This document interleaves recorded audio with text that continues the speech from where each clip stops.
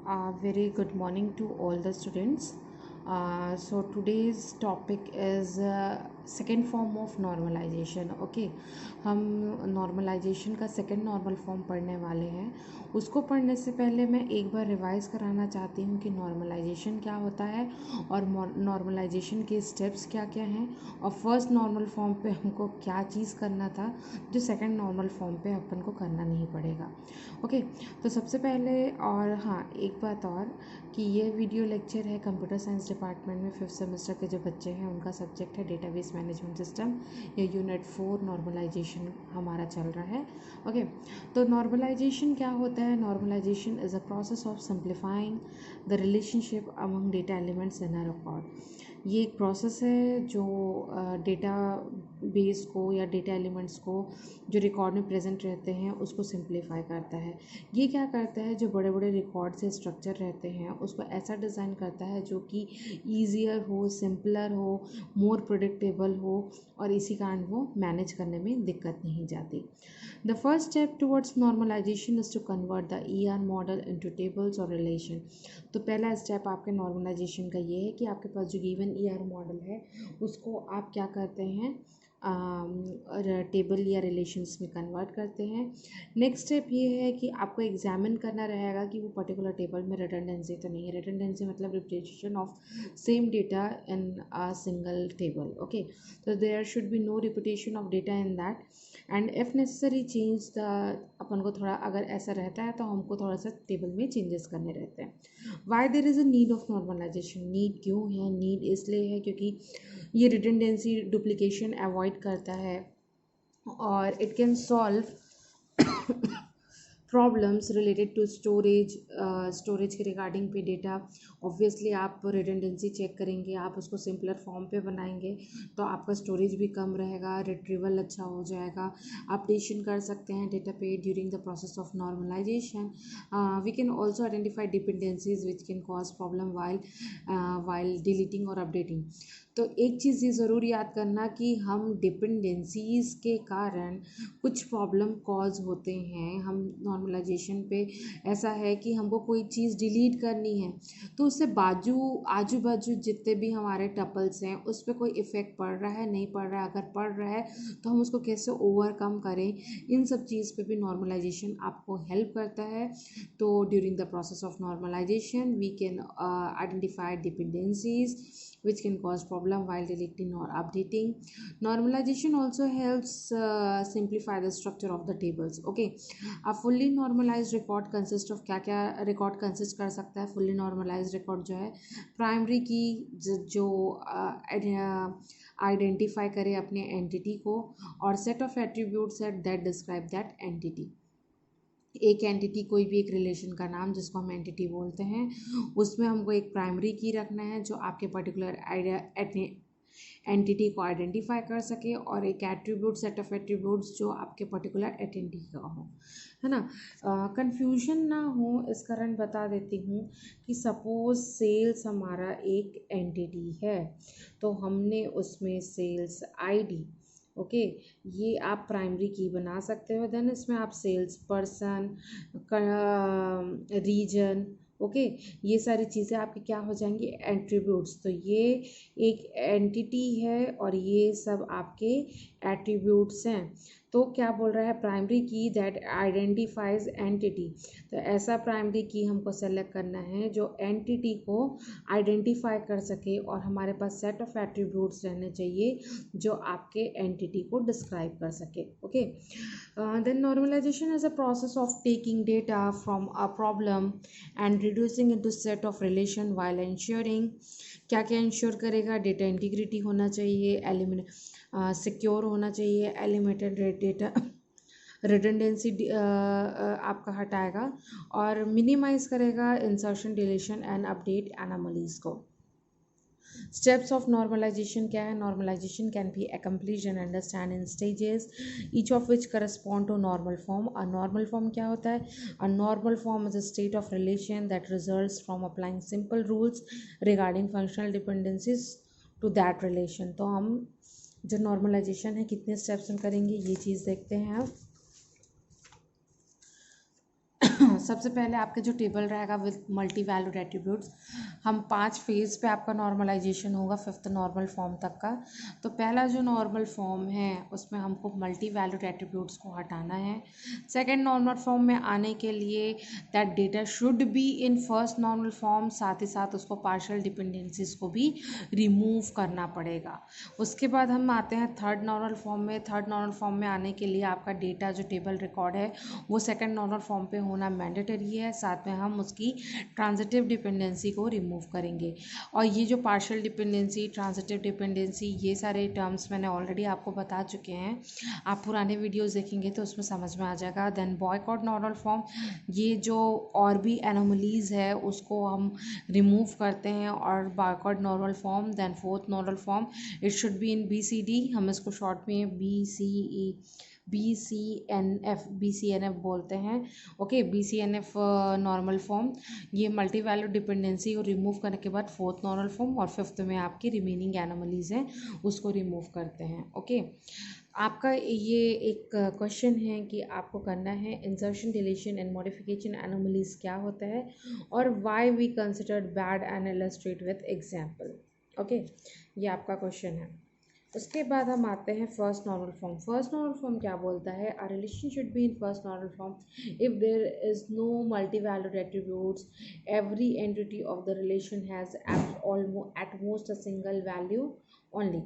अब यहाँ पे हम देखते हैं इस एग्जाम्पल पे, तो ये क्या है, एक टपल है, ये कोर्स आपका एंटिटी है, ये सारे आपके एट्रीब्यूट्स हैं, और ये जो पर्टिकुलर अगर मेरे को इन्फॉर्मेशन निकालनी होगी तो ये आपका क्या कहलाता है, टपल। अब देखो यहाँ केमिस्ट्री है, प्रोफेसर एक है, कोर्स अलग अलग है, डिपार्टमेंट अलग अलग है, तो मल्टी वैल्यूड डिपेंड एट्रीब्यूट्स को हमको क्या करना है, रिमूव करना है। तो एक ही चीज़ यहाँ दो दो जगह है, तो इसको हम कैसे करेंगे, हम इसके टेबल में in such course relation a professor is assigned to given department is related to number of times, है ना। This replication leads to some update anomalies चाहिए। तो अगर हम कोई चीज़ इंसर्ट करते हैं, अगर सपोज मैं एक न्यू फैकल्टी डेवलपमेंट फिजिक्स या किसी चीज़ को इंक्लूड करती हूँ तो कोई मतलब नहीं है, क्योंकि अगर it has no professor so we can't insert it, है ना। अगर मैं न्यू एक सब्जेक्ट इंक्लूड करती हूँ बट उसका कोई प्रोफेसर नहीं है तो उसको इंसर्ट करने का कोई मतलब नहीं है। ओके, नेक्स्ट है आपका डिलीशन एनोमली। डिलीशन क्या हो गया, deletion of the only professor who teaches a given course will cause the loss of the information. अब दो ही फैकल्टी है, आप उनमें से एक को डिलीट कर दोगे तो लॉस ऑफ इंफॉर्मेशन हो जाएगा। तो हम क्या कर रहे हैं, update it if a professor changes department unless all rows of where that professor appears are changed, we could have consistency in the database. Okay, तो हम क्या किए, प्रोफेसर का नाम और ये कोर्स फैकल्टी डेवलप डिपार्टमेंट और ये आपका कोर्स डिपार्टमेंट, ये इस तरीके से आप क्या कर सकते हो, इसको एलोबरेट कर सकते हो। ओके, नेक्स्ट है आपका सेकंड नॉर्मल फॉर्म, जो आज हम पढ़ने जा रहे थे। तो सेकंड नॉर्मल फॉर्म में आने के लिए मेरे को लगा कि आप लोग को पहले एक बार और चीज़ों का कंसेप्ट हो जाना चाहिए क्लियर। सेकंड नॉर्मल फॉर्म क्या बोलता है, second normal form, relation is in second normal form if, पहला तो मैंने बताया था if it is in first normal form. Second है no partial dependencies exist. Partial dependency क्या होता है, a partial dependency in which one और more non key attributes are functionally dependent on part not but not on all of the primary key. मतलब जो non key attributes हैं वो एक दूसरे पे फंक्शनली डिपेंडेंट है कुछ हिस्सों पे, ना कि पूरे ऑफ द प्राइमरी की पे। जैसे फॉर एग्जांपल हम एक रिलेशन लेके चल रहे हैं, सपोज एक एग्जांपल लेते हैं, employee ID, name, department name, salary, course title and date completed. Employee ID and course title are the two primary keys. Okay, ये आपका एंटिटी हो गया, दिस आर द एट्रीब्यूट्स हो गए, this are the non key attributes, और ये आपके की एट्रीब्यूट्स जो हम प्राइमरी की उसको बनाए हैं। अब हम एक टेबल बनाते हैं, एम्प्लॉय का employee ID, name, department name, salary, course title and date completed. इस तरीके से मैंने यहाँ पे क्या किया है, टेबल बनाया है। अब यहाँ पे देखो डिपार्टमेंट नेम कॉमन दिख रहा है, ओके, नेम कॉमन है, स्कॉट जेम्स। ओके, यहाँ पे एम्प्लॉय आईडी कॉमन है 100, 110। ओके, कोर्स टाइटल यहाँ पे अलग है और डेट कंप्लीटेड आपका अलग है। तो in this relation employee ID and course title are the primary keys. This relation is already in first normal form. ये already first normal form में है because multi valued attributes नहीं है। There is a functional dependency. क्या functional dependency है? That course employee ID जो है, name, D name and salary, they are fully dependent on employee ID. अब ये सेकंड हमारा प्राइमरी की है, उस पर ये लोग डिपेंडेंट नहीं है। सेकंड जो प्राइमरी की है कोर्स टाइटल, उसमें कौन सा डिपेंडेंट है? डेटा कंप्लीटेड, है ना। However there is a partial dependency because the non key attributes name, D name and sale are functionally dependent on part of the primary key, that is employee id, but not on course title। तो ये partially employee id के क्या है? Dependent है, course title के नहीं है। तो हमको क्या करना है? फंक्शनल डिपेंडेंसी क्या करनी है? यहाँ पे रिमूव करनी है। कैसे करेंगे? एज अ रिजल्ट देयर हमको अपडेट एनोमलीज पे जाना पड़ेगा। तो हम सबसे पहले अगर अपडेट एनोमलीज पे आते हैं तो इंसर्शन एनोमली, इंसर्शन में क्या होता है? अगर हम एक न्यू एम्प्लॉय आईडी 191 असाइन करते हैं कोई organisation to the organisation can not be entered until a course title has been assign to that employee. अगर मैं एक न्यू एम्प्लॉय आईडी जनरेट करती हूँ, है ना, तो वो तब तक वो उसका कोई मान नहीं रहेगा क्योंकि कोर्स टाइटल उसके लिए असाइन नहीं है उस पर्टिकुलर एम्प्लॉय के लिए, तो कोई मतलब नहीं है। देन है आपका डिलीशन एनोमली। डिलीशन एनोमली क्या है? If employee ID 190 is deleted from the table. आपको एक सेकेंड, मैं आपको टेबल दिखाती हूँ। ये देखिए, ये हमारा टेबल है। बोल रहा है अगर 191 हम इंसर्ट करेंगे तो हमारे पास कोर्स टाइटल कोई अलॉट ही नहीं है, तो मतलब ही नहीं है इंसर्ट करने का।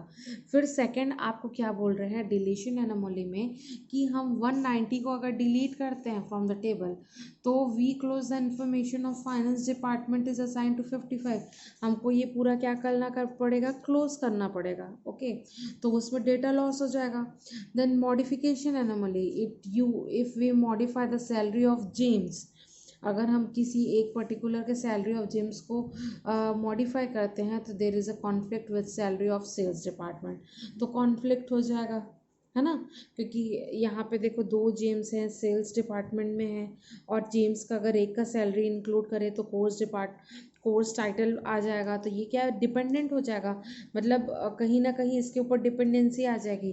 तो these anomalies arises as a result of partial dependency. It can be remove by decomposing employ into two relation. तो हमको क्या करना पड़ेगा? जो एम्प्लॉय है उसको दो रिलेशन में डिकम्पोज करना पड़ेगा, एक एम्प्लॉय आई एंड एक employ course in employee I that consists of employee ID, name, D name and salary, or employer as employee ID और course title make a composite primary key। Okay, तो इस तरीके से हमको क्या करना पड़ेगा? रिमूव करना पड़ेगा, और उसके बाद जो टेबल बनेगा वो ये रहेगा। एम्प्लॉय आई का ये एम्प्लॉय 100, 140, 110, 190, है ना। नेम आपका Scott, Miller, James, Adams, D name ये, और सैलरी है। और एम्प्लॉय कोर्स में क्या आ जा रहा है? Employee ID, course title, date completed. अब यहाँ पे 100 के दो हैं, यहाँ एक लिखे, तो ये क्या है? एक दूसरे के ऊपर डिपेंडेंट नहीं हो रहे हैं। ओके, तो ये चीज़ें को अपन को ध्यान रखना है कि डिपेंडेंसी क्या, पार्शियल डिपेंडेंसी क्या है, उसको कैसे रिमूव किए, ये सारी चीज़ें हमको ध्यान रखना है। आई होप आप लोग को ये टॉपिक समझ में आया हो। हम नेक्स्ट क्लास में थर्ड नॉर्मल फॉर्म और BCNF पढ़ेंगे, देन हम फोर्थ और फिफ्थ नॉर्मल फॉर्म पढ़ेंगे। अभी तक अगर कोई डाउट है आपको, अगर कोई टॉपिक पे, तो आप मुझे पर्सनली मैसेज करके पूछ सकते हैं। एक बार वापस से रिवाइज कर सकते हैं। नॉर्मलाइजेशन प्रोसेस है, सिंप्लीफाई करता है पर्टिकुलर जो रिकॉर्ड है उसको उसको सिंप्लीफाई करता है, हमारे पास जो भी रिकॉर्ड रहता है उसको सिंप्लीफाई ऐसे करता है, एक नया स्ट्रक्चर बनाता है जो ईज़िली मैनेजेबल हो, अपडेट करने के लिए इजी हो और सिंप्लीफाई करने के लिए भी इजी हो। उसके बाद नॉर्मलाइजेशन की नीड क्यों पड़ी, फर्स्ट और स्टेप्स क्या हैं, आपके नॉर्मलाइजेशन कितने स्टेप्स में हैं। पहला है आपका जो ER से जो रहेगा मल्टी वैल्यूड रहता है, उस वैल्यू को आप हटाएंगे तो फर्स्ट नॉर्मल फॉर्म आएगा, second normal form first normal form के साथ partial dependency, then third normal form पे अपडेट एनोमलीज, देन BCNF पे आए, नहीं थर्ड नॉर्मल फॉर्म में पार्शियल के बाद आपको मल्टी वैल्यूड डिपेंडेंसी चेंज करना है। तो इस तरीके से आपका वो लॉन्ग प्रोसेस है। Okay, thank you.